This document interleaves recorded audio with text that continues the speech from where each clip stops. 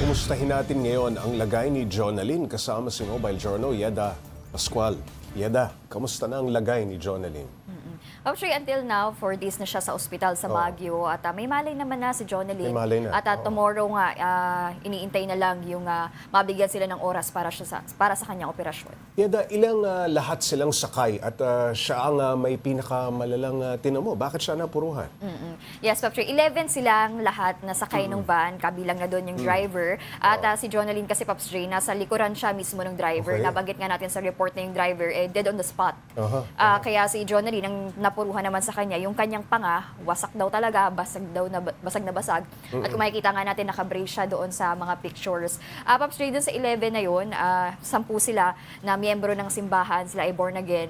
So kabilang doon yung kanilang pastor, pastora, yung song leader, at sila ni Jonalyn na tambourine dancer. So sabi nga nung mother, si Ma'am Arlene, ay taon-taon namang ginagawa nila ito, na nag-youth camp sila, kaya kampante siya na walang mangyayari doon sa kanyang anak. Nasaan ang mga kasama niya sa van at maayos ba ang lagay ng iba? Actually, karamihan sa kanila nasa ospital pa. Ang huling update daw na nakarating sa kanya, yung pastor at pastora, parang malala din yung tinamo doon sa tenga, nagkaroon ng pagdurugo, pati nagkaroon din ng pagdurugo sa utak. Grabe. At kaya kinakailangan nga na mailipat din sa ibang ospital, doon sa ospital sa Baguio kung nasaan nga si Jonalyn. At yun lang pa daw, Pops Ray, yung alam ng mother, kasi syempre nakafocus siya doon sa kanyang anak. May mananagot ba, Yeda, dun sa nangyaring aksidente? Ang kwento sa akin ni Ma'am Arlene, yung nanay nga ni Jonalyn, is ang alam niya, may mananagot daw yung truck driver. Kasi tatanong ko, Ma'am, sino mananagot? Kasi di ba ang nakabangga nga yung van ninyo na nag-overtake. Pero ang update daw sa kanya, ng ibang kasamahan, ay magkasampa daw ng kaso. Baka kasi merong ibang nangyari, Pops Ray, baka lasing, baka inaantok, baka may mga ganong factor. Pero makiki-update na lang daw siya, Pops Ray, sa mga susunod na araw. Okay, Yeda, nakatakdang operahan itong si Jonalyn, ano? Dun sa kanyang panga. Ano ang mangyayari halimbawang matapos ng operasyon?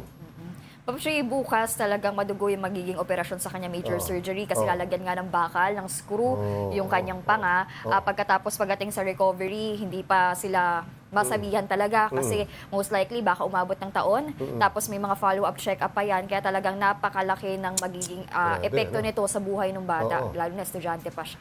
Okay, Yeda, bukod sa operasyon, ano pa ang gastusin na nakikita nila? Pops Ray, yung gastusin nila, tomorrow nga yung operasyon, nagkakahalaga yan ng 180,000 pesos. Okay, malaking halaga. Bukod pa doon, meron pa silang running bill sa ospital, hindi pa nila alam kung magkano yung aabutin. Syempre, yung mga doctor's fee, yung kwarto, ganyan. At yun nga, Pops Ray, hirap sila sa buhay dahil yung tatay lang yung naghahanap buhay sa ngayon, mag-asaka. Tapos yung mga kapatid naman ni Jonalyn, yung panganay 21, di pa nagatrabaho, yung bunso 6 years old. So talagang hirap na hirap sila at nangangailangan nga sila ng tulong para sa magiging operasyon ni Jonalyn tomorrow. Alright, maraming salamat, Mobile Journal, Yeda Pascual.